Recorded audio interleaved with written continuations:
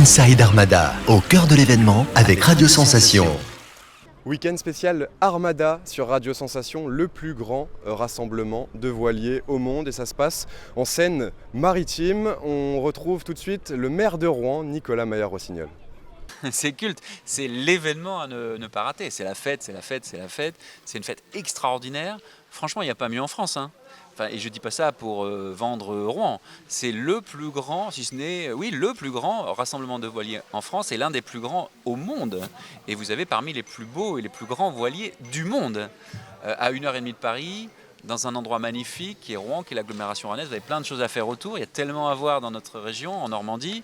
Enfin, c'est vraiment extraordinaire. 6 millions de visiteurs attendus cette année. Ça crée des retombées économiques et touristiques intéressantes pour la ville, pour l'agglomération. Oui, alors c'est toujours très difficile à quantifier à l'euro près, mais c'est clair, oui, bien sûr. Énormément de visiteurs, énormément de touristes. Et puis les touristes, c'est pas que des étrangers, même si on est très content d'accueillir des étrangers, c'est aussi tout simplement des Normands et puis aussi des habitants de la métropole qui redécouvrent. Je vous dis, c'est la fête. Donc c'est la fête et la fierté. Et c'est aussi l'occasion, je pense, de mieux découvrir ou redécouvrir Rouen, parce que vous voyez ici, on est à Lettres Saint-Maclou. Lettres Saint-Maclou, c'est le seul site comme cela en Europe. Il a été restauré, vous le voyez autour de moi, il n'y a pas longtemps.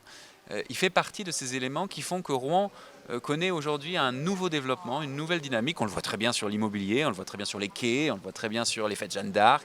Et je pense qu'on va le voir aussi sur l'Armada. Il y a énormément de choses à redécouvrir. C'est une ville qui gagne, c'est un territoire plus que la ville, qui gagne à être connue. Alors 6 millions de visiteurs attendus, c'est aussi l'occasion de faire passer des messages. Vous avez souhaité cette année donc sensibiliser à la protection des fleuves et des océans. C'est un thème qui vous tient à cœur à Rouen ? Oui, pour deux raisons.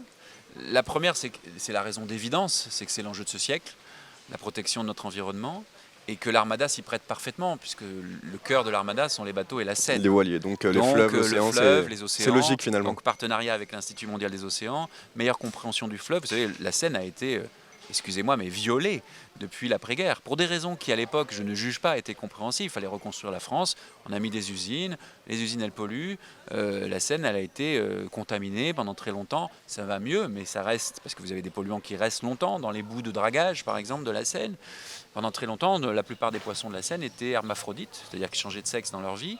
Pourquoi ? Parce qu'ils mangeaient des perturbateurs endocriniens qui étaient des polluants qu'on trouve dans les boues de la Seine, dans le fond de la Seine.